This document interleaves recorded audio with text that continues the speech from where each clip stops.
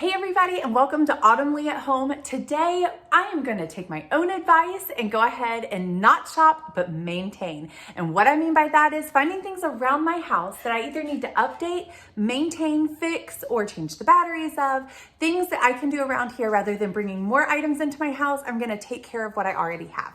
If you've been watching my channel recently, you'll see that I posted a video not that long ago of 10 frugal living tips that will help you. I will link that on to the end, but I'm gonna go ahead and take my own advice today and not shop, but maintain. Let's go ahead and get started. To not shop and maintain, I'm gonna give myself 3 goals. Fix something, refresh something, and clean something. So to start off, we're gonna refresh the walls. There's some areas that I've been putting off, wanting to work on, and it's been on the back burner for a while, so I just wanted to refresh them and try to update them and fix them. Hey guys, so if you are like me, you tend to put projects off. So this is something that happened a little while ago. My husband and daughter accidentally fell down the stairs, but don't worry, they were okay. They didn't get hurt, thank the Lord. However, they did bump into the railing, my husband did, and it didn't hurt the inside of the railing when he fell down the stairs, but for some reason it cracked the outside. So we were able to putty it and repair it, but I just never gotten around to repainting it, so I need to do that. So today, instead of going out and shopping and bringing more in, I'm gonna take this time to try to maintain what I have and fix and do all those maintenance things that we just keep putting off. So this is one of them. So I'm just gonna take the paint, since we've already thankfully sanded it and puttied it, sanded it, now it's all even and it looks pretty. There's some other little spots I wanna try to get as well. I can try to make it look nice and pretty again, like it never happened. And I have my little handy dandy cloth here. That way if I do happen to get any on the floor or the wall or the molding or anything I don't want it on, then I can just wipe it off really easily. And I have a few other places, as you can tell, and I'm sure as many of you know, if you have kids or dogs or pets of any sort, your house it gets lived in. So as you can see down here, the carpet and the molding all need to also have painting done. So that may have to be a project for another day, but I am thankful that I'm able to finally get this done because it's been staring at us for a little while. And as you can see, we still have a baby gate on our stairs, just that way we keep the dogs out of a certain area of the house, as well as keep our younger ones downstairs or upstairs, depending on where we are, safe so that they don't fall on the stairs. And if you see that right there, we have a dog that, I don't know if you can see it super well, but this right here, we have a dog that's like a little Houdini, and he can open any gate, any door, he gets into everything. So in order for us to keep that dog out, we just have to do that. But all of the kids know how to fix it and undo it. So it's one of those things that to keep the dog where we want him to be, we have to add a little extra protection because that dog can open anything. He's scaled a fence before. He's gotten out of everything. So this right here is where we used to have the baby gate. And when we had painters come, they painted around the round piece for the baby gate rather than taking it down and us putting it back up. They just painted around it. So I'm gonna try to fix that, and that way we cover it back up. We moved the baby gate, and I'm so glad we did because it's much better and flows much easier with it on the stairs than it did down here.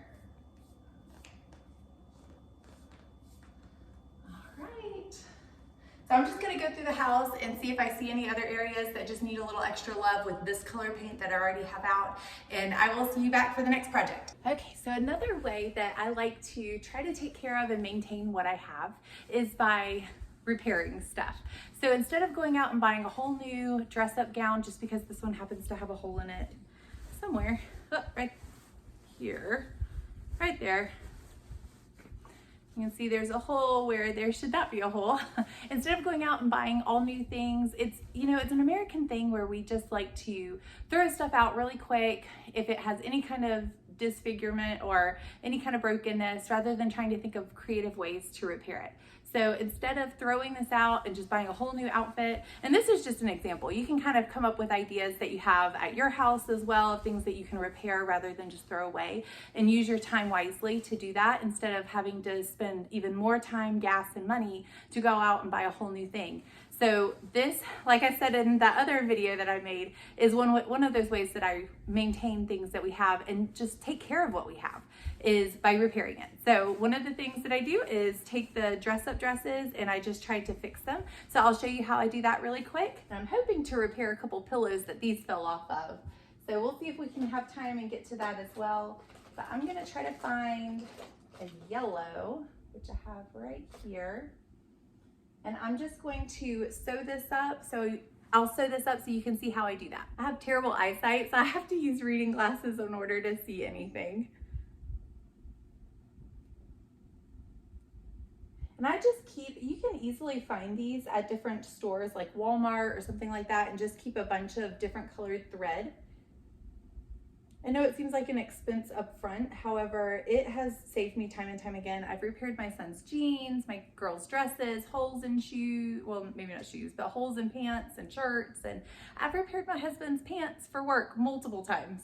So this has definitely come in handy, having this at home, and just learning how to do a simple seam or a simple sew is super helpful. This is not going to be anything fancy, so for all of you people out there that know how to sew really well, definitely do not judge, because it gets the job done, but it's not going to be anything fancy. Back when I was in middle school, we still had home ec, but I know that they don't really have, I don't think they have home ec anymore. So what I did was I took a piece of thread and then I just doubled it over. So here's the single piece right here. And then to get a stronger piece of thread, I'm just doubling it over. And that way I have one solid piece of thread, and I'm gonna put this through the needle. And once I've doubled it once I put it through the eye of the needle, I'm gonna double it again. This is always the tricky part for me. I can never see to get it in there. Oh, look at that, first shot. Okay. So now you see I'm just doubling it over again, and it makes it a lot shorter, but it will make the thread stronger when you go to sew. And then just a simple knot at the end to hold all the pieces together. Once I'm done, the girls never even knew that the hole was there. It might not be anything fancy, and I'm sure to a seamstress, it would be very noticeable. However, for my kids' dress-up clothes, it doesn't faze them at all. I'm turning it inside out. That way all the stitching and everything won't be on the outside, and you can see the strings and stuff on the inside. And then I just want to line up my two pieces that I'm going to be sewing together. Sewing back together, I should say.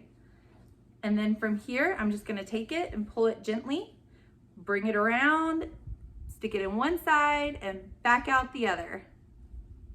And I'm just gonna do that over and over again. It doesn't have to be, like I said, anything fancy, just enough to maintain it and keep it held together so that the girls can continue playing with this for more time. And I've never had anything come unsewn that I've sewn. So even though it's not anything fancy, it gets the job done. This works great on stuffed animals as well. I know you can't turn those inside out.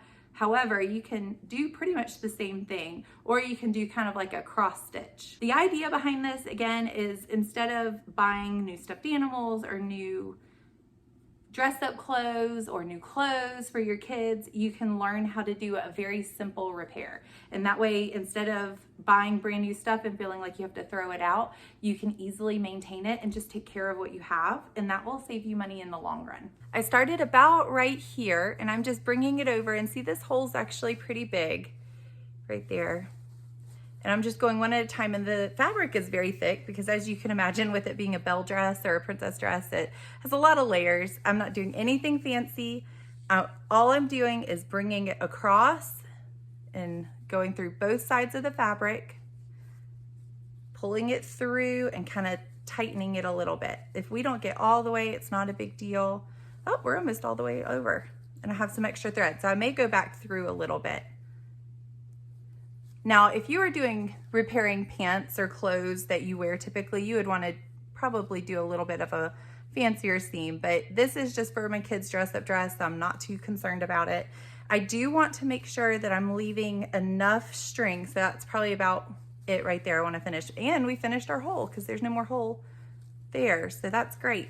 So what I want to do now is take my scissors here and just tie it. I always put my needle back where I found it. Otherwise, I have a tendency to lose things. So I'm just gonna do a simple knot here, but you wanna make sure you give yourself maybe at least 3 inches or so of string at the end to try to make sure that you have enough to tie that knot, because you don't want it coming unraveled right after sewing it. But again, nothing fancy, just wrapping it around my finger and pushing it through, kind of like you would just a standard knot. And I do that 2 or 3 times depending on how much string I have left. And I believe I'm gonna have time to hopefully work on those pillows as well. There we go, see? And then if you want to, you can cut the large amount, cut above the knot. The knot is right there. I don't know if you can see it. You wanna cut above it so that it doesn't come unraveled. And then you can just throw that extra string away. But now that princess dress is good as new. There's no more hole there. They'll never even notice that the hole was there in the first place. So now we are all set to go. And one more thing is repaired and fixed, so we're good to go.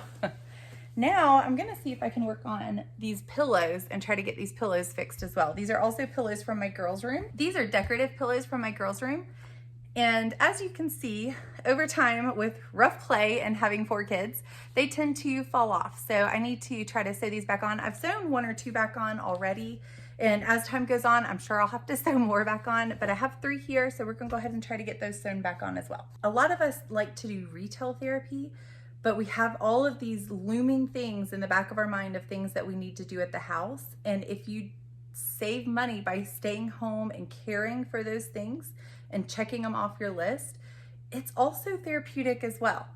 I know it's a different therapy and it may not be the one that you would prefer. However, again, if you're on a budget and you need to have frugal living, this is one of the best ways that I can recommend, is just taking care of what you already have.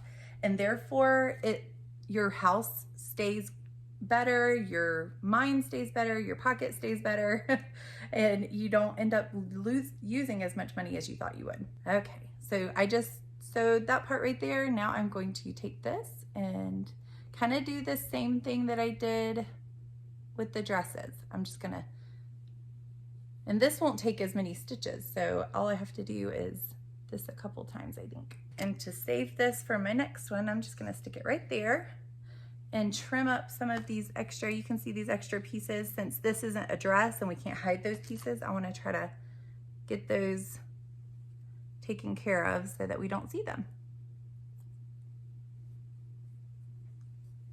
There. That one's done. I need to cut this off too. Been meaning to do that. Do you guys ever cut these off? I don't really know if I'm supposed to cut them off or not, but ultimately they kind of look tacky just staying on the pillow. So I might go ahead and cut it off. Under penalty of logs must not be removed. Oh, except by consumer. Okay, so we're good. All right, so that pillow is done. Now time for the next one. It's so easy for us to get caught up in the consumer mindset of feeling like we have to buy everything. As soon as something breaks, just throw it away and buy a new one.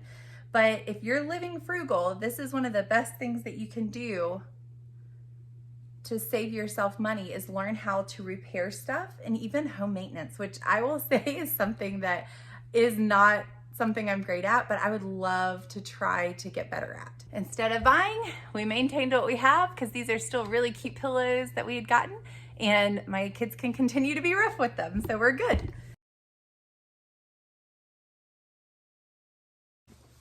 Hey everybody, today is another day and I'm gonna use my time again, instead of going out, take my own advice, and take this time to clean something as well. So maintaining it doesn't always mean fixing it. Sometimes it just means taking care of it and cleaning it.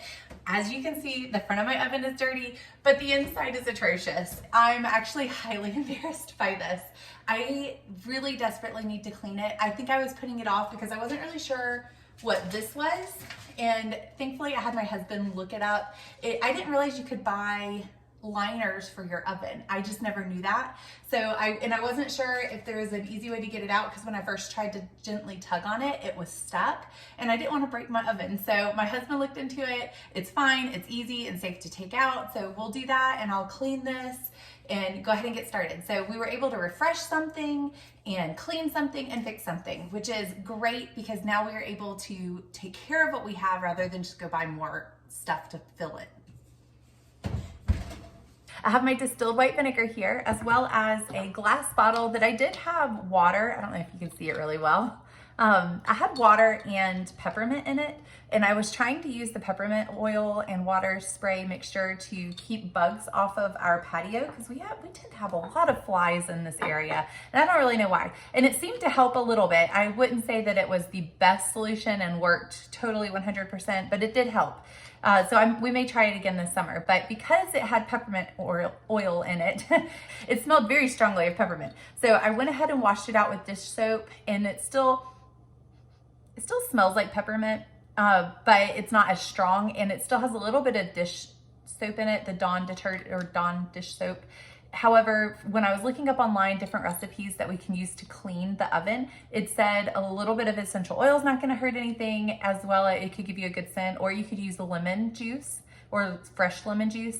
The other thing too is Dawn dish soap is actually something that people mix in it to help clean it. I didn't purposely do that. I had planned to just do white vinegar and baking soda. However, I can't get all the bubbles out very easily. I've been rinsing it multiple times and they're still in there. So I'm just gonna leave whatever's left in there, as well as add our distilled white vinegar, if I don't make a mess. And then from what I can tell, the best thing that we can do is maybe sprinkle some baking soda and spray it with the distilled white vinegar and just let it sit for a little while. The other thing you can do is make a mixture, like a little putty or something, and spread it over. And we may kind of do that too. I haven't fully decided. I have a little brush, so I may grab that, and we'll just see kind of how it works and what the best route is. But that way we get like the bubble action by spraying it on and seeing if we can get it to work that way. I have my baking soda as well as my white vinegar here, and we're gonna go ahead and see, I probably should wear gloves. I'm gonna take these out because I can wash these in the sink. Sorry if it gets a little loud.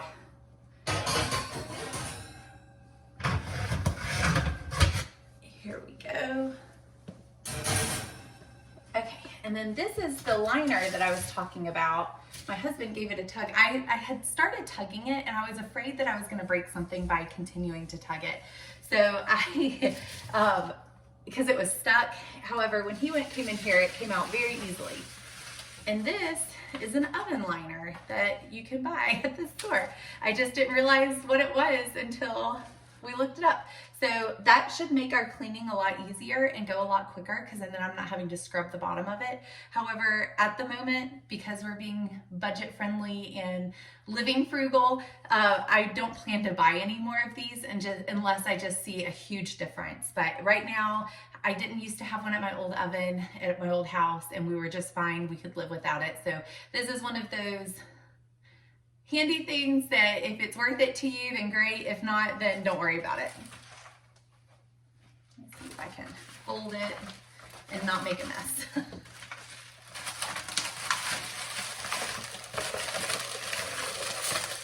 There we go. What I may do is get a wet washcloth and just kind of gently wipe out all of the loose crumbs and gunk and that kind of thing, and that way we can get down to the nitty-gritty and try to scrub it a little bit later. But first I want to wipe everything out, then I plan to sprinkle the baking soda and spray it and let it sit for a little while, and then I'll come back with the brush and kind of gently scrub it after it's been sitting for a little bit. I got one of my older dish towels. If this is a thing that you guys do often, give me your tips and tricks down below in the comments and a thumbs up, because that way I can take a look and see what all everybody else does to clean their oven. Because I will say that the biggest thing I found online was that people do the baking soda and white vinegar. However, I'm curious if there's other options out there too. or if this is just the go-to for everybody. So if you have your tips and tricks, comment below, as well as give me a thumbs up and I'll take a look, and that way I can see what everybody else is doing too. I think I got all of the big crumbs. I'm sure they kind of probably dropped in the drawer below, so I may have to take a look down there too. But I think I got all the big ones. So now I'm gonna go put this away and sprinkle the baking soda.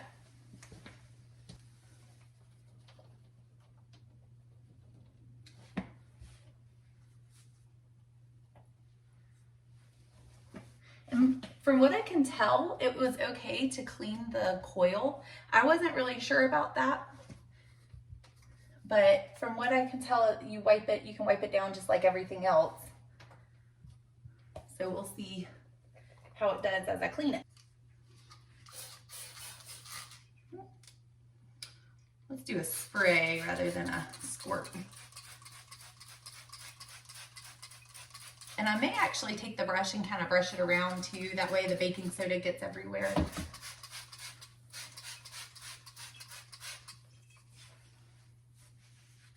Try to keep my shirt down. And keep it modest in here. I have my brush and I'm just gonna kind of gently go around with it. That way we get the baking soda mixture everywhere. And if I need to add more, I can. Looks like I'm gonna need to. It looks kind of dry.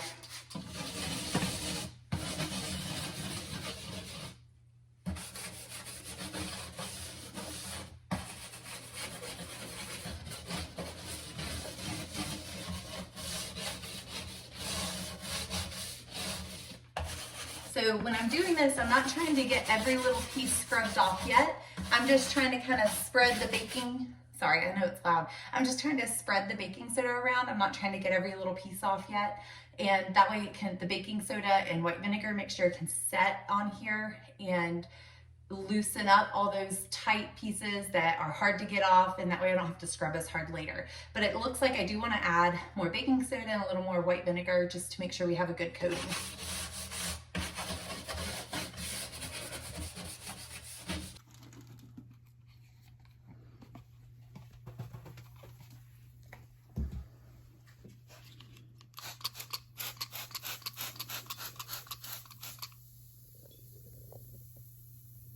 I don't know why I was so nervous about doing this. I think it's just one of those things you put off just because you're not super familiar with it, so it makes you a little nervous to do it, but once you do it, it's not as bad as you think.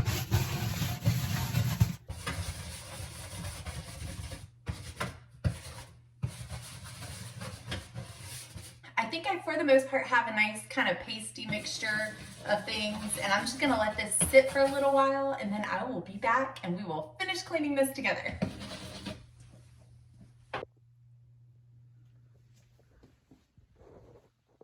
I have my old kitchen towel here. It has been about an hour that we've let this sit, and I'm gonna go ahead and get started wiping it up. I can smell the peppermint, which is actually kind of refreshing. It makes it smell a little bit better.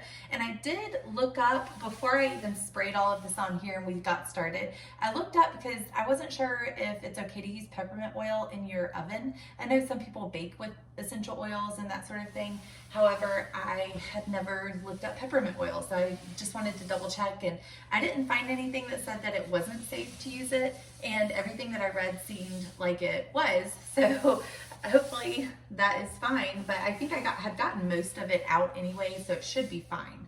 But I may take a few runs of wiping this down and kind of scrubbing it with the brush a little bit. I may have to do this again because it doesn't look like it's getting everything. Well, actually, doing pretty well. Just a little elbow grease with it. Wow, it's working better than I thought it would. Just not on the glass part. I may have to scrub the glass part a little bit, but as far as like the oven door itself, it's getting it pretty well. And I'm gonna go rinse this off and I'll be right back. I rinsed it off. Now we are ready to get started again. Ooh, I may have to sweep after this too. I'm kind of knocking all the crumbs into the floor. And I still have my stuff right here, so while I'm scrubbing in there, I may sit a little bit more in the areas that need a little bit extra love. I might put some there and let it kind of soak while I'm wiping out the rest of it.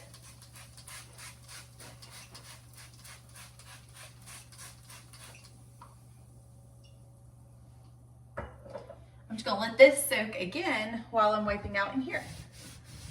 And then we'll revisit it here in a minute.